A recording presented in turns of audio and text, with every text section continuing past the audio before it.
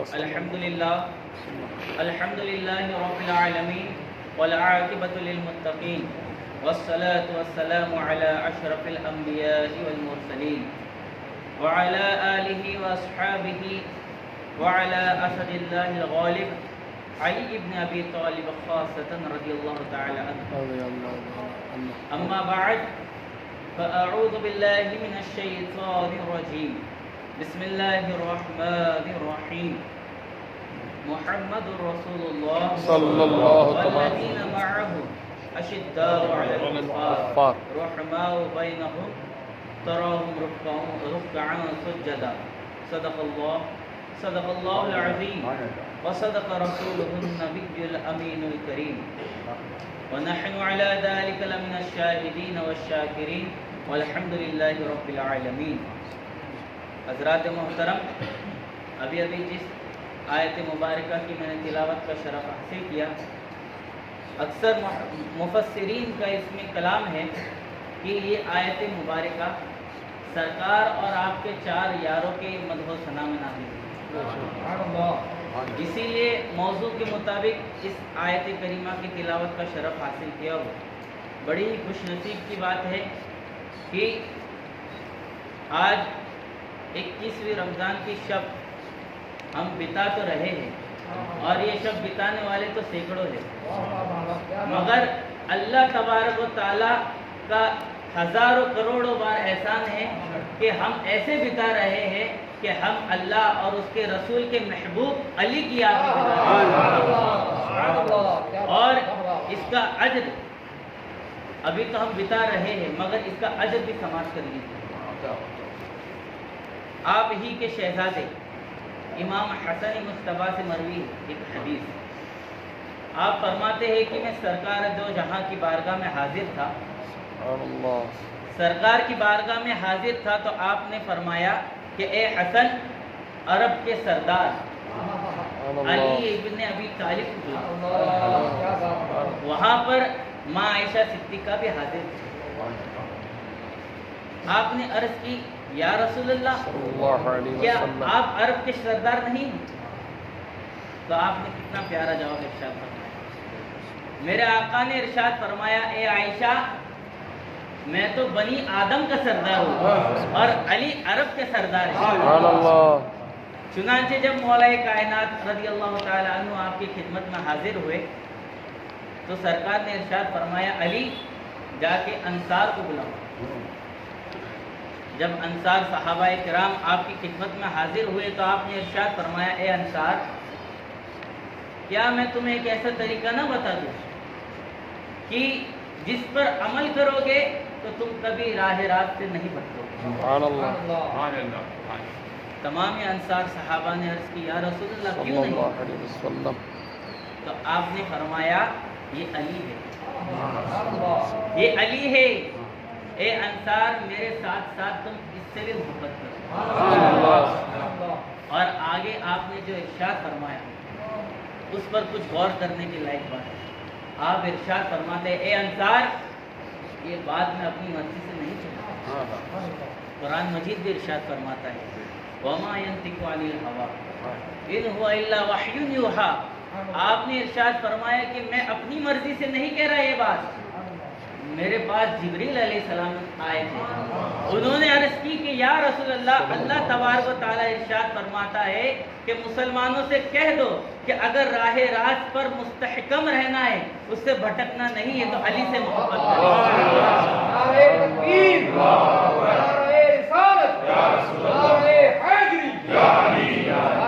وہ دہن جس کی ہر بات وہی ہے خدا، چشمہ علم و حکمت پہ لاکھوں سلام.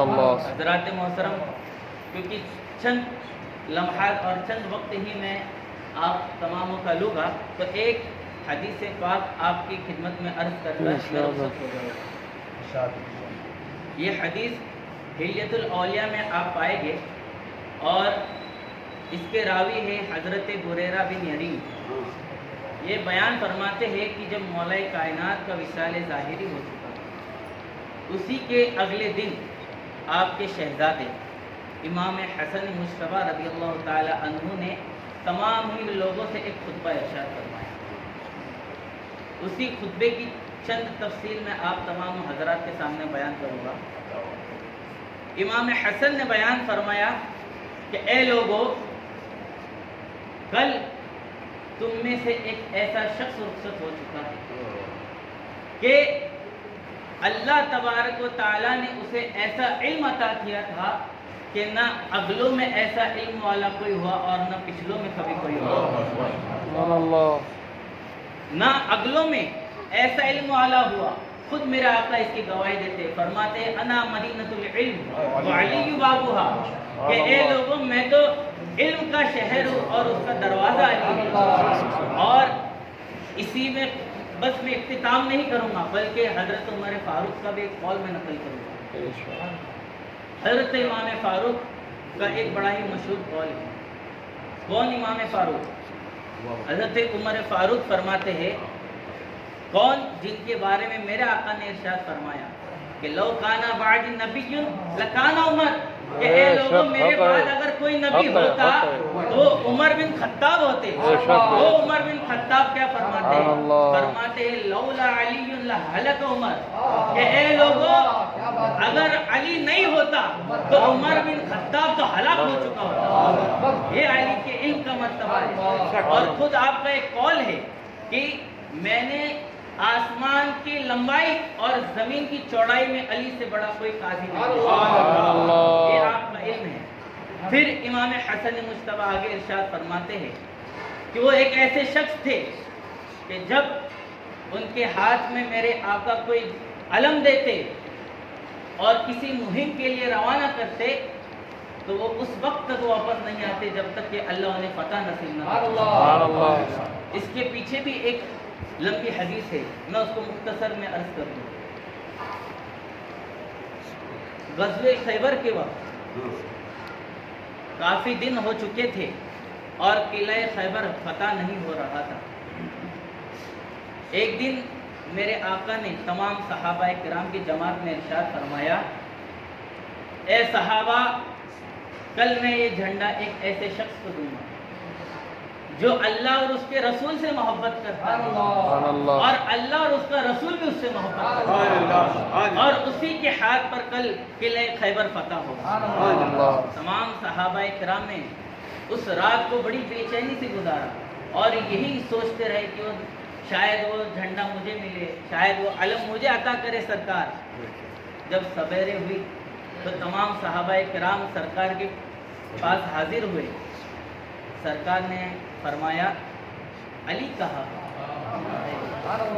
علی کہاں ہے؟ تو کسی صحابی نے جا کر مولا کائنات کو بلایا۔ آپ کی آنکھ میں درد ہو رہا تھا۔ عرض کی، یا رسول اللہ میں حاضر ہوں۔ میرے آقا نے اپنا لعاب مبارک مولا کائنات کی آنکھ میں لگائی اور شفا والے آقا کے لعاب نے فوراً شفا عطا کر دی، اور آپ نے وہ علم مولا کائنات کو دے دی۔ آگے کی روایت ابو رافع جو سرکار کے آزاد کردہ غلام ہے وہ بیان کرتے ہیں کہ جب مولا کائنات خیبر کی طرف تشریف لے گئے، ہم بھی ان کے ساتھ تھے۔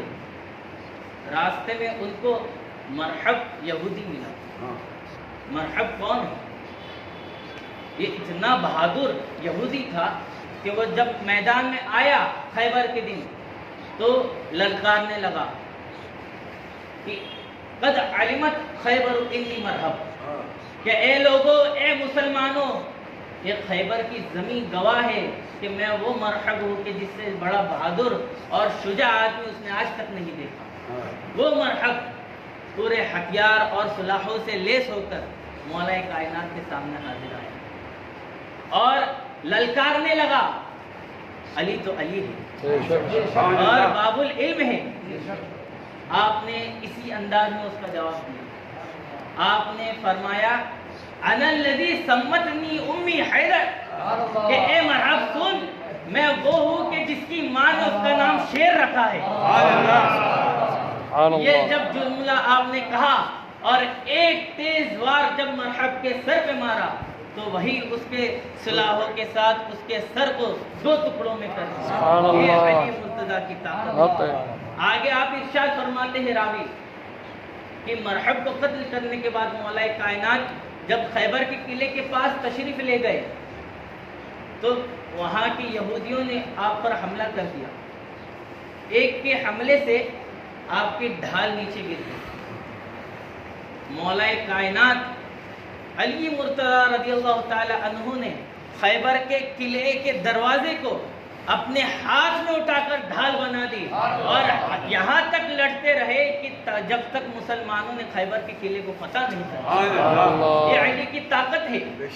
اور آگے راوی بیان کرتے ہیں، بڑا ہی تاریخی جملہ ہے کہ جب خیبر فتح ہوا تو آپ فرماتے ہیں راوی کہ ہم 8 لوگوں نے یہ کوششیں کی کہ اس دروازے کو اٹھا کر کوئی دوسری طرف رکھ دے یا اس کو پلٹ دے، مگر اس دروازے کا وزن اتنا تھا کہ ہم 8 لوگ بھی اسے پلٹ نہ پائے. وہ دروازے کو مولا کائنات نے ایک ہاتھ میں اٹھا کر ڈھال بنا کر، یہ علی کی قوت ہے. اسی لیے اعلیٰ حضرت فرماتے ہیں شیر شمشیر زن بات ہے خیبر شکن پر توے دستے قدرت پہ لاکھوں سر. حضرات محترم، اسی پر اختتام نہیں بلکہ حضرت جابر بھی اس میں بڑی ہی دلچسپ بات فرماتے ہیں. کہتے ہیں یہ پورا واقعہ انہوں نے بھی بیان کیا اور فرمایا کہ بس 8 لوگ نہیں بلکہ میرا تجربہ یہ ہے کہ اگر 40 لوگ بھی اس خیبر کے دروازے کو اٹھانا چاہے تو نہیں اٹھا سکتے جس کو مولا کائنات نے ایک ہاتھ میں اٹھا لیا. یہ علی کی طاقت کا مظہر ہے. اور آگے پھر امام حسن مجتبی خطبہ میں ارشاد فرماتے ہیں کہ اے لوگو، کل تم میں سے ایسا شخص رخصت ہو گیا جو اتنا بڑا سخی تھا کہ رخصت ہوتے وقت اس نے اپنے اہل و عیال میں سوائے 700 درہم کی کچھ نہ چھوڑا. میں آپ کو بتا دوں، مولا کائنات رخصت ہوئے تو کوئی مزدور نہیں تھے بلکہ امیر المؤمنین تھے. امیر المؤمنین تھے، مگر پھر بھی اتنی قناعت سے آپ نے اپنی زندگی کو گزارا کہ سوائے 700 درہم کے اپنے اہل و عیال کے لیے کچھ باقی نہ رکھا. اتنے بڑے سخی تھے مولا کائنات. اور ان کی سخاوت کی تو مثالیں بہت ہے، مگر چونکہ میں نے صرف اجازت چند لمحوں کی لی ہے تو اسی پر میں اپنی تقریر کو اختتام پذیر کروں گا. اللہ تبارک و تعالیٰ سے دعا ہے کہ دوران گفتگو جو کچھ بھی خطائیں، غلطیاں، لفظشیں جانے انجانے میں ہو چکی ہو، اللہ تبارک و تعالیٰ اسے معاف فرمائے. ہم تماموں کو حق پڑھنے کی، حق سننے کی، حق عمل کرنے کی. وما علینا الا البلاغ المبین.